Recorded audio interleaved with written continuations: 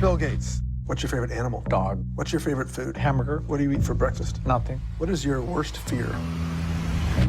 I don't want my brain to stop working. Bill is a multiprocessor. He'll be reading something else, but then processing at the same time. It's chaos. He thrives on complexity. He makes a framework in his mind, and then he starts slotting in the information.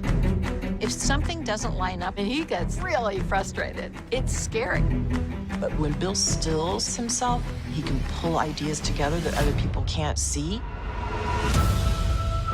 At Microsoft, I worked night and day, and that was how I made sure Microsoft stayed ahead. I could be so extreme. You never understood the first thing about this. Microsoft hit a new record high on Wall Street. Rivals paint a dark picture. He'll do whatever he can to capture more of the market. Our mother wanted him to focus on community and family. I gave my mom a hard time not following what she wanted. You don't raise a family hyper-focused in your head. Each one of us has to start out with developing his or her own definition of success. I had the wrong way of looking at things. In life, you have to decide what's important in the world. I will look at energy, climate change, and disease eradication. It's important that we start deploying solutions unnaturally fast. We are running out of time here. He tends to look at problems from unusual angles. There hasn't been innovation in nuclear energy for 25 years. What are the odds of getting the job done?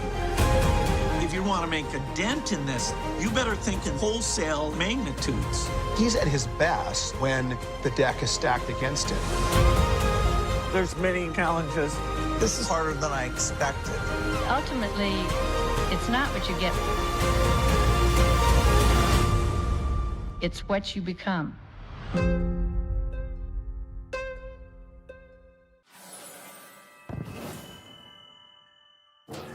Ce que vous venez de voir est la bande-annonce d'un documentaire, on peut le dire, assez élogieux sur Bill Gates, présenté comme l'un des plus grands philanthropes du monde. Lionel Astruc, bonjour. Bonjour. Alors vous êtes écrivain et journaliste, vous avez publié L'art de la fausse générosité sur la fondation Bill et Melinda Gates aux éditions Actes Sud, un livre enquête qui dévoile un peu la face cachée de la fondation la plus puissante du monde et de la pseudo-générosité de Bill Gates. Quelle est votre réaction en voyant cet extrait du documentaire ?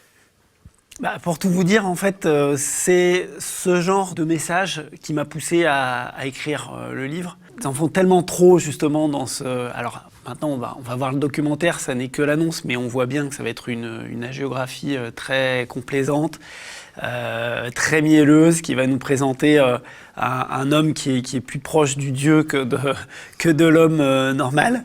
On le voit bien avec cette bande-annonce. Et en fait, moi, c'est vrai que j'ai lu des articles, y compris dans des suppléments de magazines consacrés au mécénat, avec des journalistes qui étaient spécialisés, etc., et qui continuaient en fait à présenter Bill Gates comme si c'était vraiment un exemple de générosité. Il est d'ailleurs devenu en fait une sorte d'étalon de mesure de ce que c'est que la grande générosité. C'est-à-dire, à chaque fois qu'on parle de philanthropie, de mécénat, on dit « Ah oui, c'est comme Bill Gates qui donne tellement, etc. » Et au bout d'un moment, c'est vrai que moi, connaissant déjà, avant de démarrer l'enquête, une partie de ce qui se cachait derrière ce joli décor, à un moment donné, j'ai trouvé ça vraiment insupportable et donc j'ai commencé cette enquête.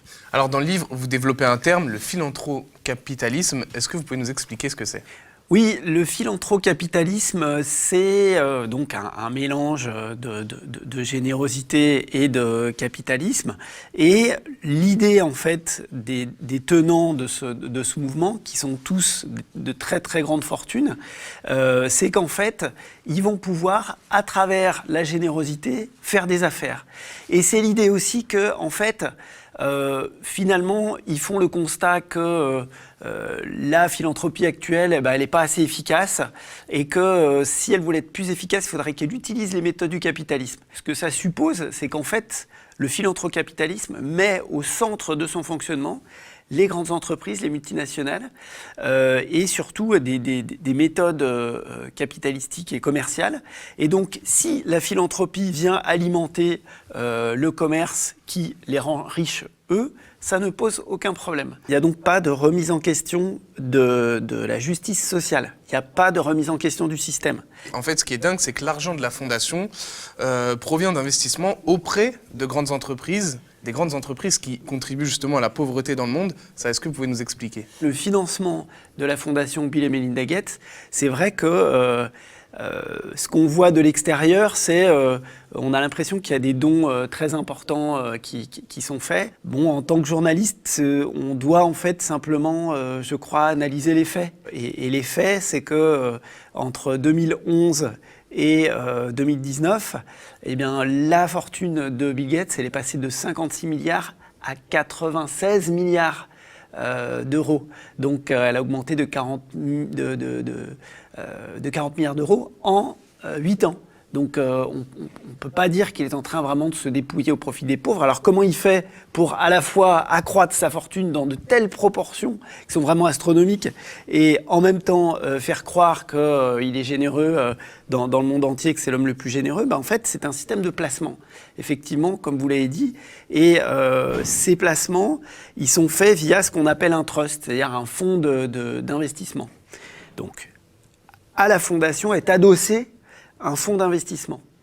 Et ce fonds d'investissement place de l'argent. Et ce ne sont que les dividendes de ces placements qui vont ensuite alimenter la fondation. C'est ça qu'il faut bien comprendre.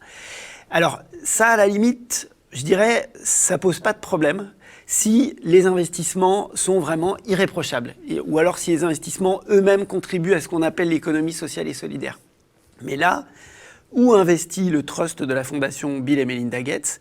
Il investit dans l'armement, et notamment un fleuron de l'armement britannique qui s'appelle BAE Systems, beaucoup dans les énergies fossiles. Il faut savoir que ce fonds investit dans 35 des 200 sociétés les plus émettrices de gaz à effet de serre. Bon, les laboratoires pharmaceutiques, les OGM, Monsanto bien sûr, et la malbouffe avec Coca-Cola, McDo, etc. Est-ce que vraiment investir dans ces sociétés-là, les encourager, leur donner les moyens de se développer, je pense par exemple aux énergies fossiles, est-ce que c'est vraiment un acte de philanthropie? Est-ce que vraiment on va arriver à se sortir d'affaire avec ce genre de comportement? C'est pas sûr.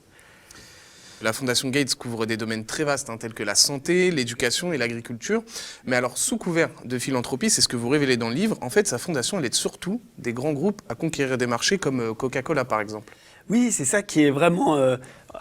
plus on s'enfonce dans cette affaire, plus on va loin, en fait, dans les vérifications, l'observation, l'analyse de ce grand mécano qui a plusieurs étages, on comprend maintenant, plus on s'aperçoit que décidément, tout est effectivement dédié aux grandes entreprises, aux multinationales. Et ça implique des conflits d'intérêts à grande échelle et à petite échelle. Mais commençons effectivement par la petite échelle. En fait, souvent, on constate que les entreprises qui sont dans les placements du trust de la fondation Bill et Melinda Gates, donc qui reçoivent les investissements de la fondation, font également partie en fait des bénéficiaires des dons. Donc là, il y a un vrai problème, c'est-à-dire qu'on donne de l'argent à une entreprise qui va vous en rapporter. Moi, c'est pas vraiment ce que j'appelle de la générosité.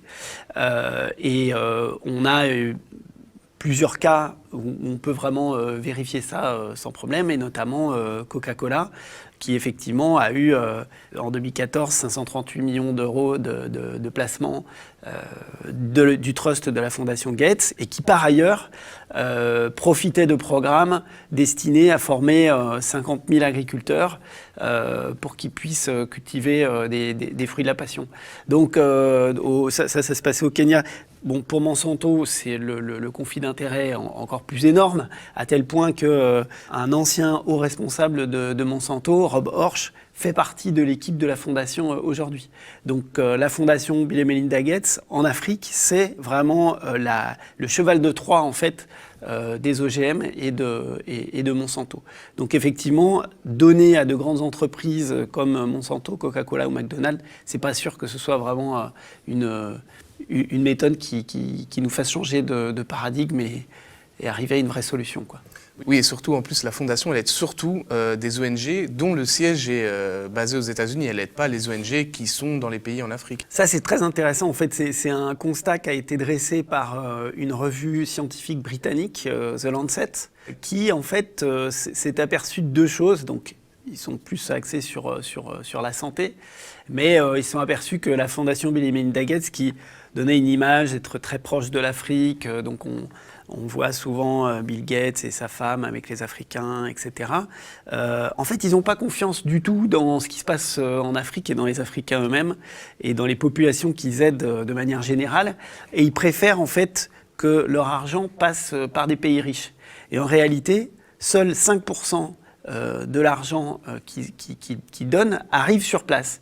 Les conséquences de ça, en fait, c'est que ces Africains dans lesquels il n'a pas confiance du tout, et auxquels il prétend en fait apporter des solutions venues du haut sans trop leur demander leur avis, ne peuvent pas développer leurs infrastructures de recherche, de soins, etc.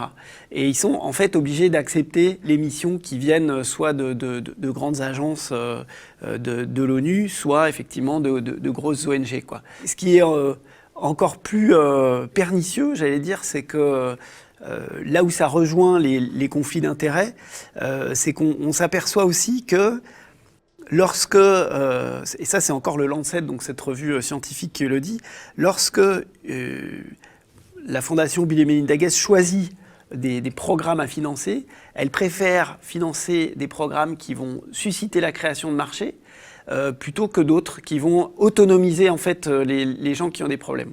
Et en l'occurrence, on le voit à chaque fois qu'il y a deux solutions, à savoir un remède naturel fabriqué localement par les populations locales et un vaccin qui va être vendu par un grand laboratoire venu de l'extérieur et d'un pays riche en l'occurrence, et ben la Fondation Gates en fait choisit les maladies qui font appel à l'ouverture de marché, à la création de vaccins. Oui, ça on peut être plus précis. Est-ce que juste vous pouvez nous expliquer, c'est qu'en fait c'est contre le paludisme Oui, alors le cas c'est effectivement présenté avec le paludisme précisément, où effectivement il y a une méthode dont il a été prouvé qu'elle fonctionne, qui est l'artémisia, qui est une plante qui se boit en tisane et qui donc peut être cultivée en fait par les agriculteurs, les petits agriculteurs locaux.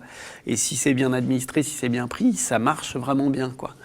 Et donc maintenant on a des sujets de thèse, des études qui viennent affirmer, valider ce soin. Et puis on a un vaccin, le Mosquirix, produit par GSK. Et c'est vrai que la fondation Bill et Melinda Gates, en fait, a utilisé son influence auprès de l'OMS, influence qui est décisive, pour faire en sorte que ce soit plutôt les vaccins qui soient préférés, voire pour que l'artémisia soit interdite. Alors, il faut le dire aussi, Bill Gates, il a une idée en tête, c'est le salut du monde viendra par la technologie. Petit à petit, en démontant en fait ce grand mécano, j'en suis venu à m'intéresser de plus en plus en fait à la psychologie de Bill Gates, parce que en fait, je le crois sincère dans sa démarche. Ce qui est peut-être le plus grave en fait constat, parce que ça veut dire qu'il ira jusqu'au bout, il y croit vraiment, il n'est pas dans une démarche de flouer tout le monde. En fait, il est floué lui-même par sa propre obsession. Et effectivement, son obsession, c'est la technologie. Et quand je dis que j'ai essayé de me mettre à sa place et de comprendre sa psychologie, en fait, il faut comprendre que c'est quelqu'un qui a réussi à devenir le maître du monde, si j'ose dire, grâce à la technologie. C'est-à-dire que ce moment où il s'est accaparé un savoir informatique qui en réalité était un patrimoine commun à l'époque, et que lui, dont il s'est emparé, il a rendu quelque chose de gratuit, payant à ce moment-là.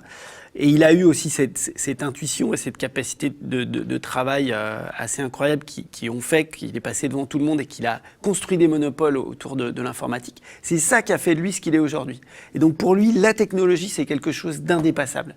C'est pour ça qu'il aime les vaccins, c'est pour ça qu'il aime les téléphones, l'informatique. Et pour lui, en fait, la solution, elle est là. Or, comme disait Albert Einstein, on ne peut pas utiliser pour sortir d'un problème les mêmes modes de pensée qui ont servi a créé ce problème. Et lui, c'est précisément ce qu'il est en train de faire. Et c'est ça qui est vraiment dangereux, quoi. C'est-à-dire que c'est avec quelqu'un comme ça, qui est reconnu par la population très largement comme étant vraiment un exemple de générosité, un génie, comme on l'a vu dans la bande-annonce tout à l'heure.